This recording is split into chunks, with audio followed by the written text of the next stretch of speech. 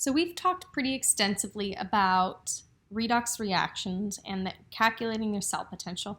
And the question then comes up, well, why do we care? Why are we learning about this? And ultimately, what we're going to be talking about in this lesson are voltaic cells. Now, voltaic cells, why should we care about voltaic cells? Well, voltaic cells are what batteries are. So I'm basically in this video going to help you to understand how exactly a battery functions. And we're going to look at two different voltaic cells. All right, so here's what a standard normal voltaic cell looks like. If you notice on your left-hand side here, I've got solid copper. On my right-hand side, I have solid silver. The solutions that these solids are in for the left-hand side are copper ions, and on the right-hand side are silver ions. That's all you need to see right now. So before we get started about how exactly the voltaic cell works, we need to figure out what's being oxidized and what's being reduced. So if you look here, I put the cell potential for copper and for silver. Notice these are going to be your reduction potentials. So I need to figure out which of these I need to flip, meaning which of these is going to actually be oxidized.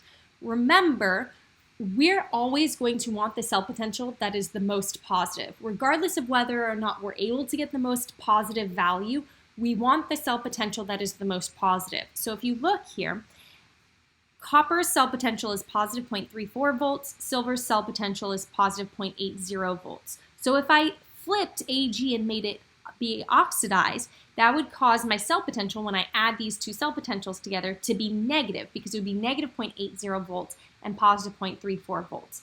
So that doesn't work. Silver is not going to be oxidized. It makes more sense to flip copper and make it negative 0.34, and so when I add the two cell potentials together, that would give me a positive number.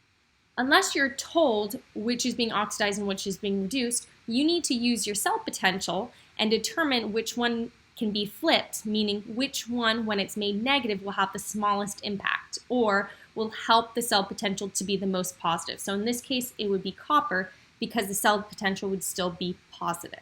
Okay? So at the anode, let me explain what happens. At the anode, oxidation happens. So what exactly is oxidation? Remember, oxidation is the loss of electrons. So the reaction that would represent what happens at the anode is the following. Your copper solid, okay, that reddish substance there, would become copper 2+ ions. Not too crazy? If you think about it then, what you would observe if you could see this happening, you would be losing solid copper and it would become copper 2+ ions. And therefore, what you would be able to see is that the mass of that copper would decrease. Okay? That's it. That's all that happens at the anode. Now, those electrons that are lost by the copper solid need to go somewhere. And what happens, if you notice, we've got this wire here. The electrons are going to flow up and over to the right, and they're going to land at the cathode. The cathode is where reduction occurs. So remember, reduction is the gain of electrons. So now, instead of starting off with silver solid, those electrons are going to flow through the silver, and they are going to be picked up by the silver ions. So Ag plus is going to gain the electron that copper lost, and it's going to become silver solid. Okay? So what you would be able to observe is that the mass of the silver would increase. Okay? That flow of electrons that's happening from copper all the way over to silver, that is what we take advantage of when we're using batteries. That current of electrons is what powers our devices. All right? Now I've got to include a couple of more details. There is an issue. You're going from your copper solid is becoming copper ions, and your silver ions are becoming solid silver. There's a charge issue, because if you think about it, at your anode, since you're producing more and more and more copper 2+ ions, that means that solution is going to become more and more positively charged. At the cathode, where reduction is happening, your solution is going to become more and more and more neutrally charged, or it's going to lose the positive charge because the silver ions are becoming solid silver. If that happens, the current of electrons is going to stop pretty quickly, because you cannot have a buildup of charge in these solutions. So the way that we deal with that is we have what's called a salt bridge. Now, a salt bridge is simply a water solution that contains some sort of salt in it. So in this case, it's KNO3. The only important thing as far as the identity of the salt, you have to have ions that will not react, that will not form precipitates. So if you notice, nitrate will not form a precipitate with anything. Potassium ions will not form a precipitate with anything. That's why it works as a salt bridge. You can also have NaCl. You can have whatever you want. Just make sure that the ions will not form precipitates. Now, what exactly happens with those ions? Well, they exist in this tube, but since you're adding copper 2+ ions to the anode, the nitrate ions are going to travel towards the anode in order to neutralize the solution and prevent it from becoming too positively charged. The potassium ions are going to move towards the cathode in order to add some positive charge to the cathode, since you are losing silver ions. So just as a quick review, if we're starting with copper, I'm at my anode right now. Copper loses electrons to become Cu2+. Those electrons travel through the wire. They are picked up by the Ag+ at the cathode, so that the Ag+ will then become solid Ag. What happens, what we can actually observe with our eyeballs, or what we can actually calculate by what we can determine by using a scale, is that the copper is going to lose mass while the silver increases its mass because it becomes solid Ag, while the copper is becoming copper ions. Okay? And just as a reminder, since you're increasing your concentration of Cu2+, your nitrate is going to move to the anode, while your potassium is going to move towards the cathode, since you are losing Ag+, right? Your concentration of Ag+ is decreasing. Okay? Let's look at another example of a voltaic cell. So we're going to look at another voltaic cell here. Here I've got magnesium in solution, and I've got HCl, so I'm just noting that it's H+ in solution, okay? And then I've got a solid magnesium coil here, and then here I have, it says a non-reactive platinum wire, meaning this is not going to be actually involved in the reduction or oxidation. So the first step that I have to do, just like for the previous problem, is that I have to figure out what is going to be oxidized and what is going to be reduced. Okay? So if you notice, the reduction potential for magnesium is negative 2.37 volts, and the reduction potential for hydrogen ions is 0 volts. So remember, I want my overall cell potential to be as positive as possible.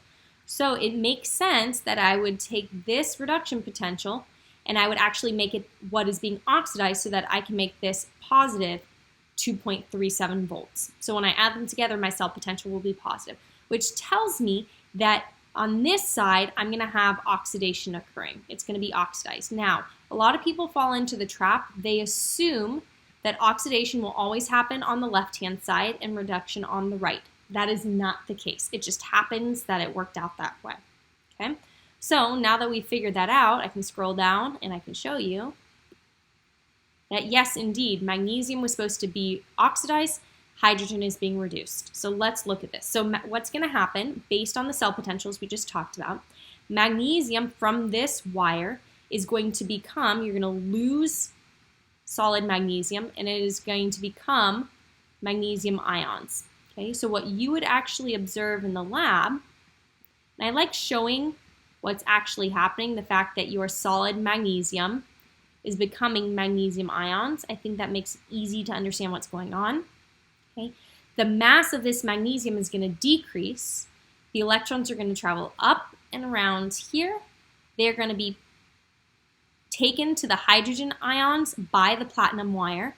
Okay, and then the hydrogen ions will pick up the electrons from the wire, and as you can see from this reaction below, they will then be reduced to become H2. And so as a result, if you notice in this drawing here, you would see bubbles actually forming, and that shows you that H2 was produced. So the question then becomes, okay, how do I know that this reaction occurs? What changes occur? So clearly the mass of the magnesium is going to decrease because it's becoming magnesium ions. The mass of the platinum wire will not change. It's just conducting those electrons so that the hydrogen ions can become hydrogen gas. So what you would observe on your reduction side, or at your cathode, which is where reduction occurs, you would just observe bubbles. So going back to the original voltaic cell that we looked at, I'm going to talk about a couple of changes that could occur that might influence your cell potential. So the first thing is, what if we don't have a salt bridge at all, right? What if we eliminate the salt bridge and just have our anode and cathode that are connected via a wire? Well, in that case, you're not going to have any cell potential, because immediately you're going to have a buildup of positive charge at your anode and a loss of positive charge at your cathode. Immediately your cell would stop, and so you would have no cell potential. All right? The other changes that we're going to observe rely on Le Chatelier's principle. So remember, Le Chatelier's principle tells you that if you increase your concentration of your reactants, you're going to have a shift to the right. If you increase the concentration of your products, you're going to have a shift to the left. If you decrease your concentration of your reactants, you're going to have a shift to the left. And if you have a decrease in concentration of your products, you're going to have a shift to the right. So if I'm shifting to the right, what that means is that my cell potential is going to increase, right? If you're shifting to the right, you're going to have, it's going to be pushing your reaction to proceed, and therefore your cell potential will increase. If you shift to the left, then your cell potential would decrease. So let's see the following changes. If I increase the concentration of Ag+, okay, if you notice, Ag+ is one of your reactants, so that's going to cause you to shift to the right, and therefore your cell potential would increase. If I decrease my concentration of Ag+, then my reaction is going to shift to the left, so my cell potential would decrease.